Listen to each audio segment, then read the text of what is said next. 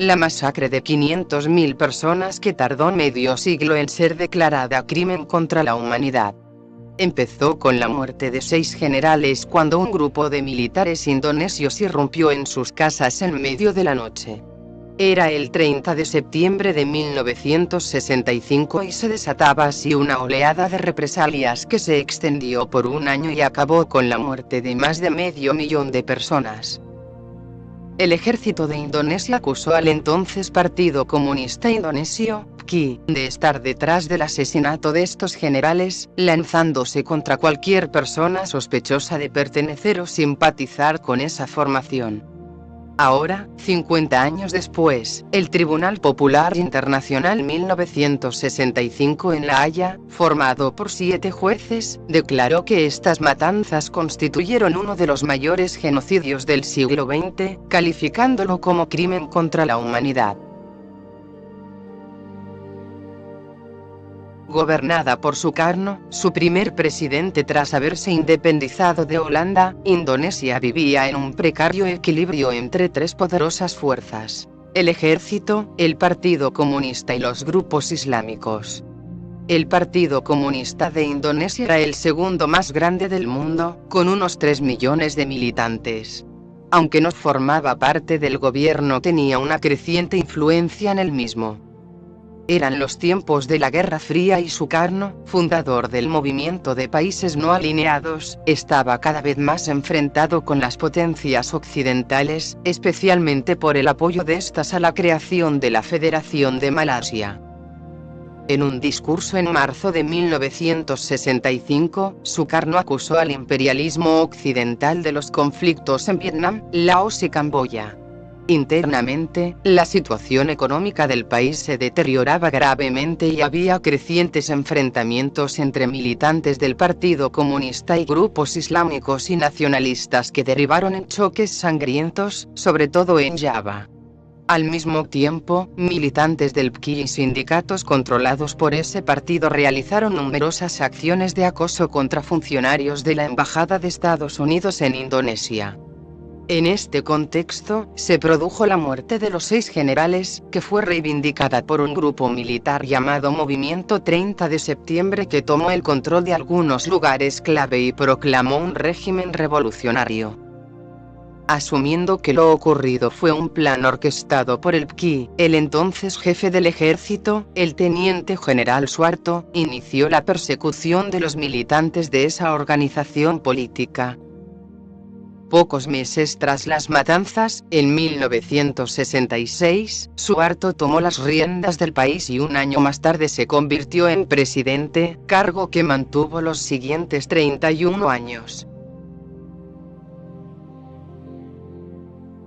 Tras décadas de olvido colectivo, la presión para que esta masacre saliera a la luz tan solo cobró fuerza por el documental The Act of Killing, con el que fue nominado al Oscar el estadounidense Joshua Oppenheimer. En la película, Oppenheimer muestra a los asesinos alardeando de sus crímenes y volviendo al lugar de los hechos para mostrar en detalle lo que hicieron. Les pegábamos hasta matarlos y después quedaba una mancha fea de sangre, así que empezamos a usar alambres, dijo uno de ellos. ¿Cómo es que esta matanza desapareció de la memoria colectiva en Indonesia?, preguntó BBC Mundo hace un año al cineasta. Es como si Hitler hubiera ganado la guerra y Himmler fuera un héroe nacional, salvador de la patria. En Indonesia, los ganadores siguen teniendo muchísimo poder y toda la impunidad del mundo para seguir perpetuando su versión de los hechos, respondió. Oppenheimer, después de The Act of Killing, rodó un segundo documental, The Look of Silence, mostrando a los sobrevivientes y sus familiares.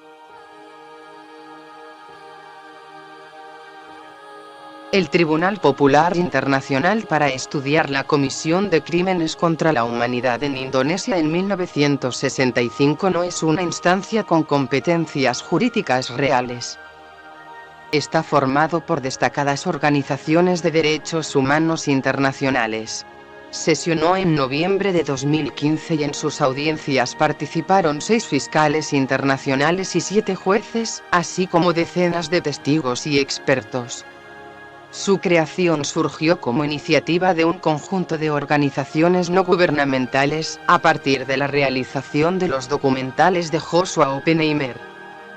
Su existencia apunta más hacia el objetivo de impulsar a las propias autoridades de Indonesia a investigar lo ocurrido y sancionar a los responsables. Procedimientos similares se han aplicado en el pasado ante situaciones que no han podido ser canalizadas a través de procesos judiciales formales como, por ejemplo, la guerra de Vietnam o la situación del pueblo palestino. En su sentencia, el Tribunal Popular Internacional exige que el gobierno de Indonesia pida disculpas, investigue este caso y deje de pretender que no pasó nada. Declara además que Estados Unidos, Reino Unido y Australia fueron cómplices en diferentes grados de esta matanza. Su veredicto, sin embargo, no es vinculante. La coordinadora indonesia del tribunal, Nursyabani Kadhasunkana, le dijo a la BBC que llevarán los resultados de este juicio a la Comisión de Derechos Humanos de la ONU el 17 de abril de 2017 e incluirán estas conclusiones como parte de un informe. Pero el gobierno indonesio inmediatamente salió a la palestra, y a pesar de reconocer que ocurrió un evento, aseguró que lo resolverán sin intervención extranjera.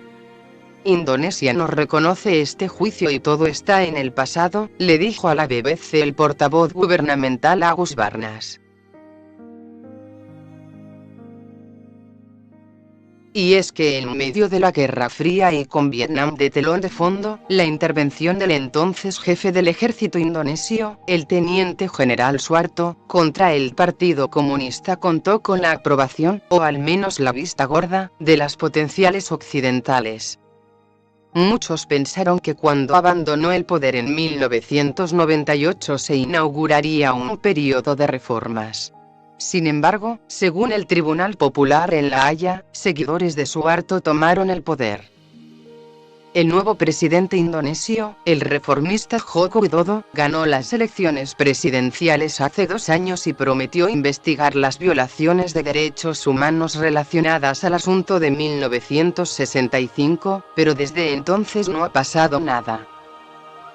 Al menos por ahora.